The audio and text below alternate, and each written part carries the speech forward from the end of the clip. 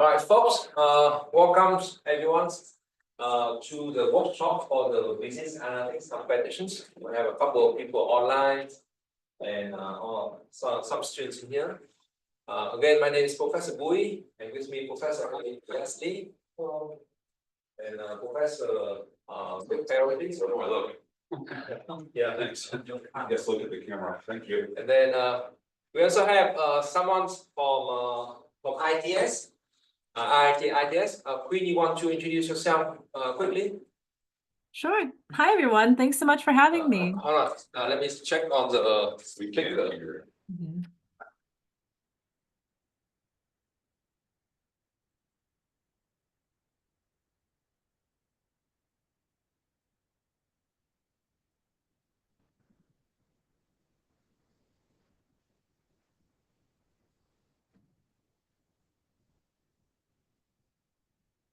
Can you say something, Queen? Saunders is the best. See, not getting anything. Try that extron scalar. This one? No, bottom. Yes. That's what I use. Let's do this one. Can you say something again? Sure. Saunders is the best. All right. Hey. You got it. Thank you. So yeah, Queen, you want to introduce yourself? Sure. Yeah. Hi, everyone. I'm sorry I can't be there in person. My name is Quinn Carley, and I actually had the pleasure of working for Saunders 2016 to 2019 in the graduate programs. So I really do think Saunders is the best. I'm really excited to be here. Currently, I work in ITS, and I'm the program manager for generative AI. So I'm really excited by this project, and thanks for having me. We here think that you are on loan to ITS. That's on the record for that. We want to have her back in Saunders. Yeah. We'll talk. Yeah. But this is a very good team. So ITS actually is doing a project that evaluating different AI models for IT suite. So Queens would be able to give you guys some insight about what is the current thinking and issues that IT actually is facing. So those insights would then be very helpful for your project. So before we get to that, I want to ask the students to see if you guys have any questions for us. Presumably, you should have a chance to look at the challenge and maybe do some diggings and figuring out some brainstorming some strategies to move forward. So this is now a chance for you to ask questions. By the way, this is recorded, so we will post the recording online after the workshop. I think responding to one of the questions that we had as I was walking in, the competition is still open to new entrants. If you're just getting started, you didn't attend the first meeting, that's perfectly fine. You can read the materials and try to find a team or work with business and technology professionals to find a team. And absolutely compete and engage in this competition. Yeah. And if you are looking for team members, email me or Professor Vic Parodies. We can connect you to the student club, where there are similar like minds that may want to work with you. So don't be shy. Questions? Yes. So has the competition started? The competition has started, right? So the challenge has been posted online. I think the submission is August 15th. Where can I find Sorry, April 15th. Where can I find the? So it's open in my browser.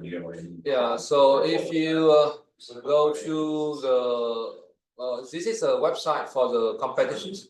Yep. Right You here. search for RIT Business Analytics Competition. It will bring you here. And then once you are here, let's jump to the section when it say how to participate. And we have the link in here to allow you to access to the data and challenge. That's already open in the other tab in your Yeah. phone show. So that link will take you to this document, which explains the challenge itself and has some links to data and resources. All right, thank you. Yeah, of course.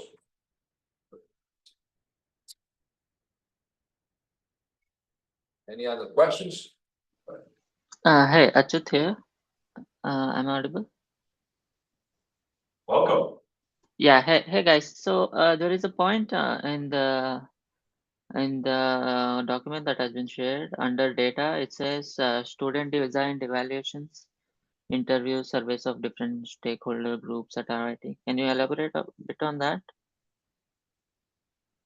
Yeah, so the idea in bringing together lots of different sources of information in order to make a strong recommendation for generative AI models, large language models for IT, means consulting with lots of different stakeholders, or at least considering lots of different stakeholders. So we have, of course, on campus, lots of students, we have professors using this for teaching and research, we have staff members using it in their daily jobs, and other stakeholders potentially as well.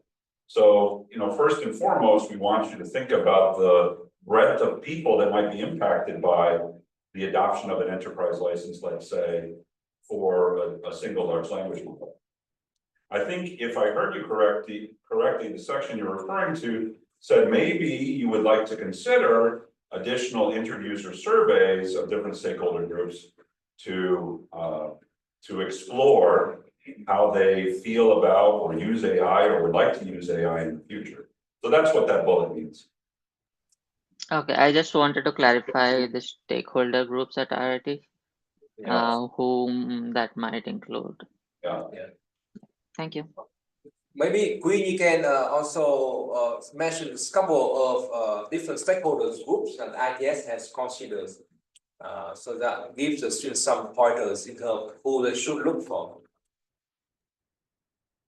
Yeah, so I think that's a really broad question. So I'll try to do my best from my point of view. But when we think about stakeholders, we obviously think of the students absolutely first, because you want your teaching, your learning, your projects, the tools that you have available to you. That's the most important thing about your educational experience here, is how you'll learn how to use these tools and how you'll implement them. So students are a big stakeholder that we think about. We also have to think about a lot of other partners, which you may not think of, but when we look at generative AI tools and technologies, emerging technology, we want to go out and grab everything, right? But we have restrictions for data handling, for budget, for licensing, negotiations with vendors. So the different stakeholders are really across all of campus. We think about faculty and staff, of course, as well, but from my point of view and my position, I work with the Information Security Office, with legal affairs, with procurement, and the AI Hub. And we also work with, well, I don't personally, but with the new president coming in, the strategic plan that's being developed for 2025. Those are a lot of different stakeholders, the Board of Trustees, kind of where they're seeing things going. It's a really large ecosystem of trying to balance how can we bring in these tools and technologies in a way that's sustainable, and a way that makes sense for our students, and also that we can protect all the data that we have at RIT for our students, faculty, and staff, because I'm sure all of you know we have so much data. And one of the things that I mentioned actually in a conversation was that a lot of the terms and conditions for these tools that we look at are very tricky in a way, where they can put in a line that says we can change these terms and conditions at any point and not let you know. And so I know the Office of Legal Affairs and the Information Security Office, we've been really partnering with them to make sure that when we do make kind of either contracts or we bring in license for pilots or trials, that we really have to go through their terms and conditions line by line to make sure that what we're doing is going to align with our strategy for safety and security. So I don't know if that helps talk about the stakeholders that we work with, but it is really across all of the whole university.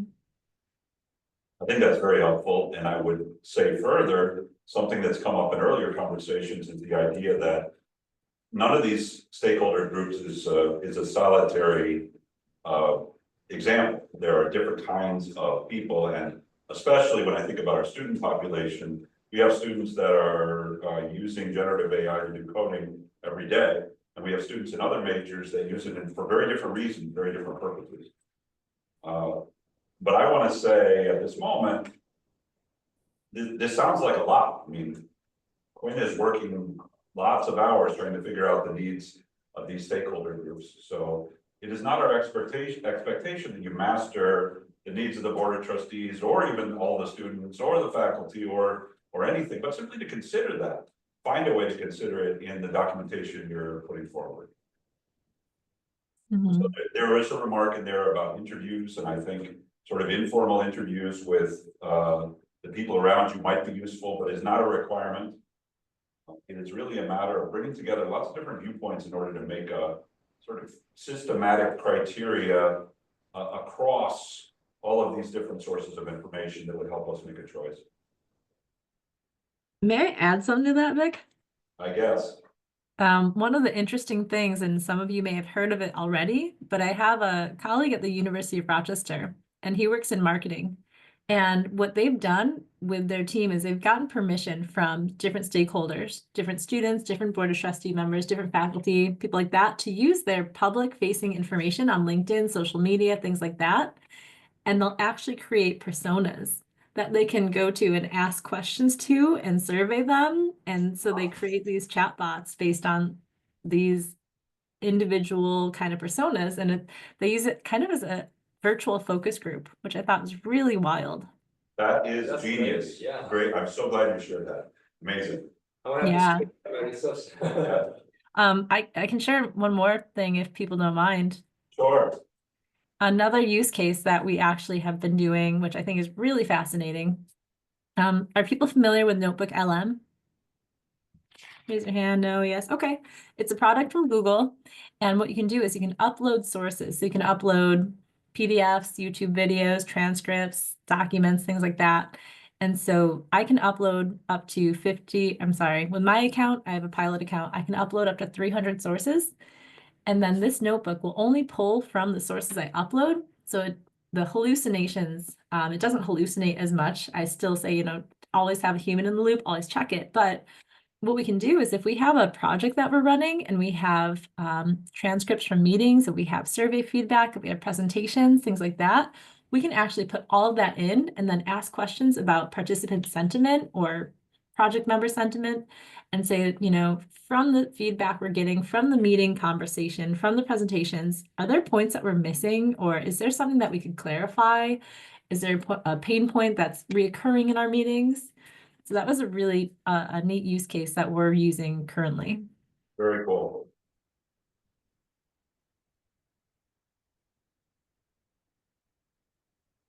Any other questions? Do we need just focus on the AI, you know, the large language model? But for nowadays, more companies are focused on the agents. Do you know agents? Is makes the work is kind of methodology or framework to make your work that's as AI to be the engine or the core to automatically to done your work. But it's not just focused on the AI. It's, you know, it's just you can pick any AI to input this agent. So I don't think we limit it to only how to call it, the nicely packaged AI tool, right? We open to AI agent tool. If you look at our data sets that we suggested, we actually compare the different AI models, right? Yeah, but that very technical model, but there is other agents made by, you know, not the large content. And I think we not, like I said, we not limited you guys to only the large corporations AI models.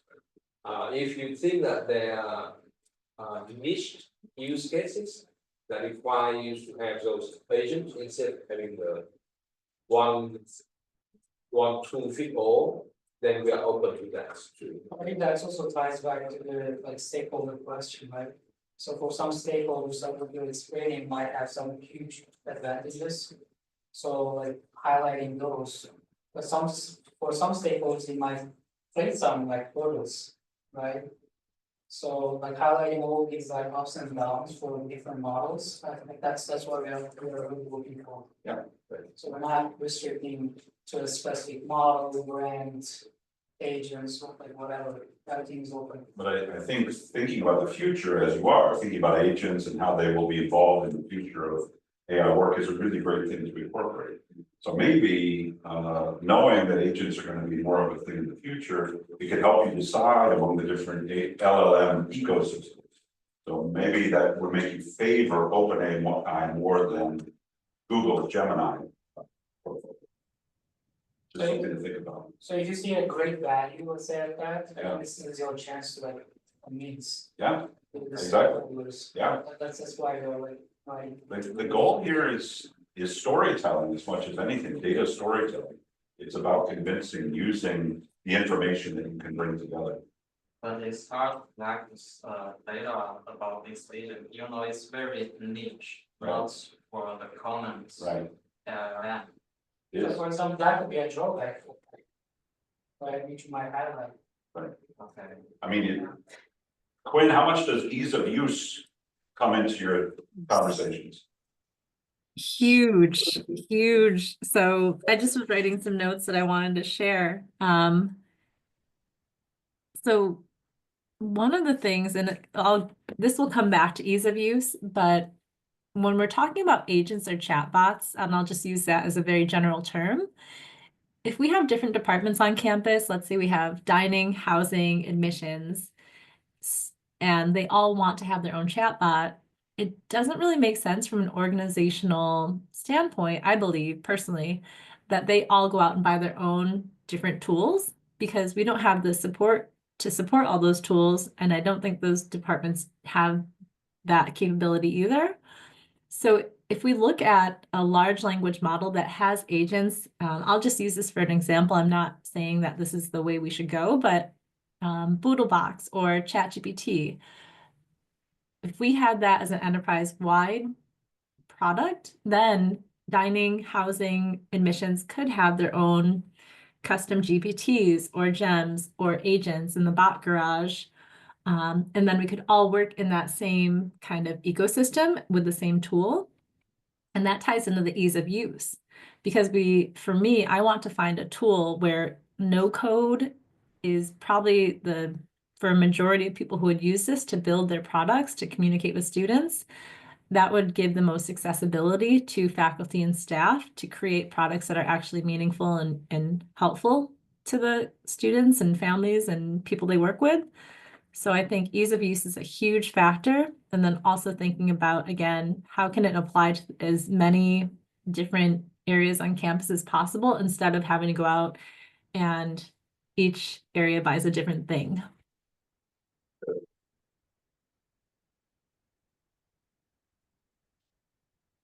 Any other questions? Can you elaborate more on the marketing message for different AI models? How to frame that? So that's for those who online and those who later on watch the videos. The question is about this point in the challenge. So how to frame the marketing message for different AI models to increase acceptance of potential users. So this coming from a couple of comments we received that people has different perceptions or acceptance toward different tools. And some of the stakeholders can be more resistant to the AI's tool than the others. So let's say so this refers back to also the question of usability. Different stakeholders will have different requirements in terms of usabilities. So we want you to think about that challenge. When you choose or when you identify criteria to choose an AI tool or models, what are the usabilities, the resistance for different stakeholders for particular models, and is there ways to mitigate those concerns or resistance for users? Or emphasize the upside to different stakeholders. Yeah. you know, for me, this is saying in part and repeating that this is not just an analysis project, but an analysis plus communication project. So we're thinking about, we're making a recommendation here about how to objectively look at this wide set of AI tools. Now, let's be persuasive. Let's have a marketing message that helps to convince different stakeholders about why we did what we did and why it might be good for making decisions in the future. So give you a few examples, right? Let's say if you try to convince students populations to adopt and use AI, so the message would then be focusing on maybe time savings, right? Or maybe reducing the school workload. But maybe for someone else, let's say working as a staff, right? Then the focus would be on automations, making the process faster. So that again, back to the question of the instance of communication that Professor Parity just mentioned. When you do the analysis of each model, you don't have a strength and weakness for each of them. You have to figure out how to communicate those strengths to the audience so that they are more likely to accept the tool and the solution that you have. Make sense? About the cost, I also have another question. Do we need to list the cost of each AI node? But there's some company there provide a service that they gathering each AI and the API and to let the customer to share one account to use them. It's more cheaper. Yes. So yes, so whole is an example of that. It's an aggregate AI allow you to pay one company that can access multiple different model, different AIs. So yes, if you think that it's more likely to be the benefit of that, then like we said, we're not limited use to any of them. So what I would do is, let's say in your case, I would say I would do a pro and cons comparisons. Here's an aggregate AI tools, here's an agent, here's a popular model. What's the pro and cons for each of them? And based on that analysis, you can say, here's a set of requirements that we learned from the different stakeholders in IT. Which one fit best to that? How do we communicate that to those stakeholders? Make sense? So it's based on the case. Based on the requirements analysis that we do. Nice. Well, what I would say is it's a good proxy for understanding the relative pricing of all of these tools. We didn't link you to any pricing information at all. So finding different ways, including that, to have some kind of guess about what does this one cost versus that one would be really useful to your analysis. I think one of the differences there is that some of these aggregators only include some of the lines. You might have to look across different ones in order to see the breadth of prices and think about how representative prices are from one to another. But nonetheless, I think it's a really good consideration for including price as part of your decision-making criteria benchmark. Queen, you have your hands up. Yeah, I wanted to jump in on this conversation because it's a very real part of our conversation. Yeah. So two things that keep popping up that I've noticed is that different companies will say, oh yeah, our price per user per month is $29 and it breaks down to $1 a day. Great. But it only limits you to these 4 tools in our suite. If you do want to connect to ServiceNow or Adobe or other tools, it's a premium connector fee. And so that's kind of a little bit of a catch that they don't tell you up front. So that's one thing I would kind of suggest you think about or look into, as well as if you identify use cases or needs or requirements, just to think about, will this tool be able to fulfill that, or will there be additional costs outside of that, whether it is connector fees or API calls? And then also, you may have some companies say, well, we can talk too. If you do a whole campus licensing contract with us, we can get you down to, $10 or lower. And so that's very unclear what their pricing models are. And then they are also changing every month, right? Every month something happens and they change. And so, for example, one of our vendors said, hey, it's the end of the year. We're going to offer you a 20% discount because you're already a workspace partner with us. And if you sign up now, it's going to be $3 cheaper per person. But if you wait until after the new year, then we don't know, the prices could change dramatically. So it's wild. And I think that'll be a really difficult part of your task, to look at all the pricing and pricing models out there, because they are changing and they're not very transparent.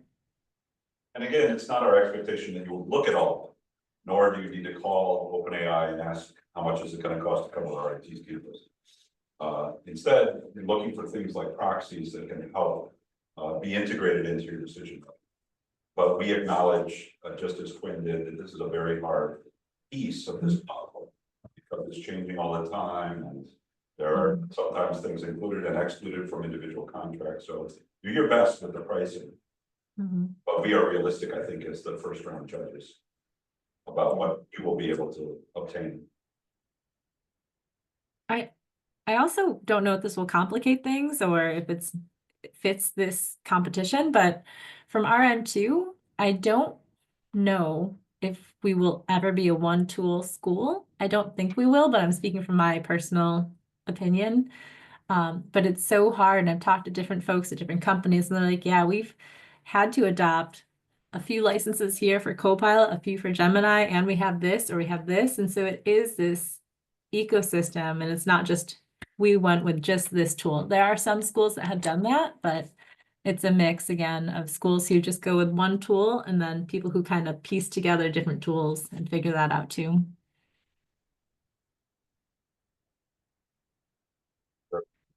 Do you mind if I go back to something you were talking about, the marketing piece? Please. Please do. Yeah, you were talking about the marketing, and I just wanted to share some of the things that we've been thinking about and talking about. You were talking about for staff, and that's mainly who I work with, about saving time. But what I try to tell people in training or in presentations is that this is not to replace you. This is to give you back time and give you more ease in what you're doing, so that you have more time to focus on the work that you love doing. So if that's interacting with students, if it's planning for events that are coming up for students, if it's collaborating on projects with colleagues, that's the purpose of these tools. So that's my messaging, is because I want to mitigate that fear and that resistance of adoption, to say like, oh, these tools are going to replace me. This is scary. This is new. So I would just say, if you think about the marketing piece and think about it's going to save you time or help you be more productive, one more step is, okay, what's the impact then on that person, that team, or the student? And what's that really, like, I guess, what's in it for me, not just you'll save time. I think it's really smart to acknowledge that some people approach these tools with fear Mm-hmm. about their jobs or about their inability to learn, and so that's a really good consideration. Yeah, I think you bring up a great point, Vic, that there's a whole organizational change management, I don't know what you would call it, but consciousness and then unconsciousness, like awareness of, hey, I don't know how to use this tool. So that's conscious awareness. And then the unconsciousness of it is like, they're not even aware of it. But when you hit that stage of you're aware that you don't know how to use something, it can be very, very scary, because you feel like you have to catch up, but you don't want to tell anyone, I don't know how to do this. That's called Sussness competencies. That's a high special learning. You know what you looking for, and you know the skill. Back to the question of marketing student. So I hope that helpful to use. Okay, any other questions? Yeah. Do we need to include comparisons of each AI model in our And a part of what their benefits are for the stakeholders, they're only take one and only include those. So, again, the focus of the competition is storytelling, right? So you need to figure out ways to make it compelling. I would think that we would want to know what are the different models to compare, and it's quite will be used to compare them before you present us the final solutions. They're gonna show us the. Well, Okay. just this again, if we look at the benchmarks, number one is about how do you make the decision, the benchmark criteria. And ultimately that leads you to finding the one that you're gonna recommend. So it's not the case that you have to go into great detail about how each one of these is gonna impact each one of the potential stakeholders groups. That seems like way too much. But identifying how we bring together this very diverse criteria for making a decision, and then saying, when we look across the board, maybe these 2 or 3 score very highly, let me tell you about number 1 and why it's the best, or number 1 versus number 2. I mean, it's up to you and your storytelling technique. But that's what I envision. Does that sound? Like We don't mean that you have to show the. I didn't mean that you have to show comparisons for all of the tools. Right. I think in here we focus on top 3 for reasons. Yeah, number 3 there, we suggested perhaps consider a top 3 or something like that, but again, the idea, the challenge here is, wow, there's so many different ways that we could look at this big area of AI models, etc. Or Quinn has one of the hardest jobs at the university. And you can help her by thinking about all of these different factors that might come into it, and how do we weigh them? How do we combine them in a way that makes sense?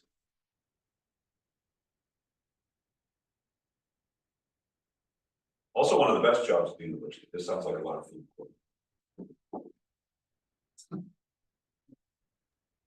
We have information. Yeah. I'm just hearing about it today, so.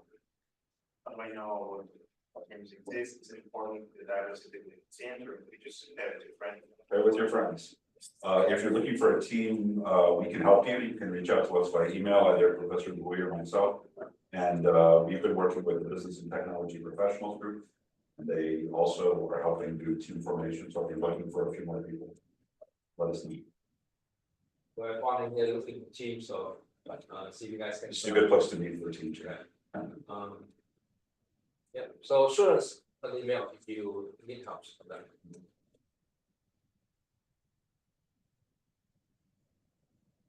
Anybody else online? Is anybody left online? Only one student left. Oh, Any more questions from the folks here? So we the faculty that are helping to run this, definitely respond to your emails if you have specific questions in between these sessions. Maybe we'll review the deadlines, Neil, before we go. yeah. Quickly.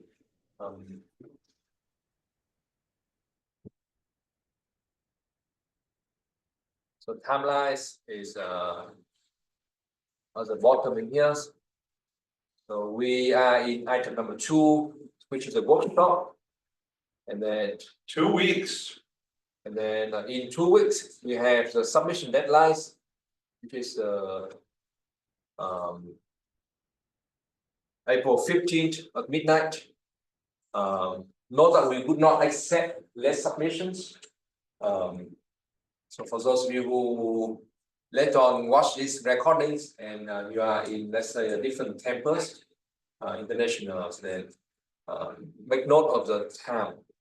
Especially that we are actually using the daylight saving time now, so be mindful about that.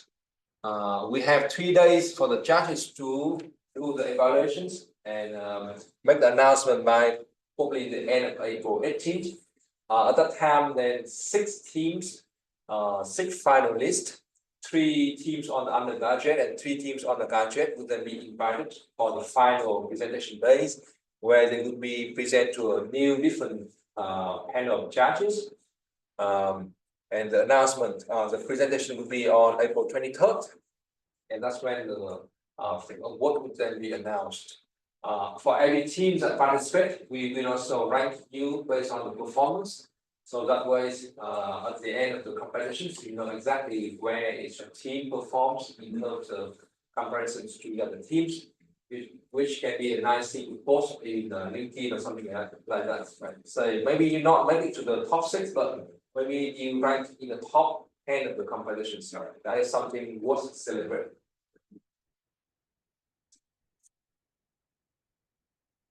Questions, comments?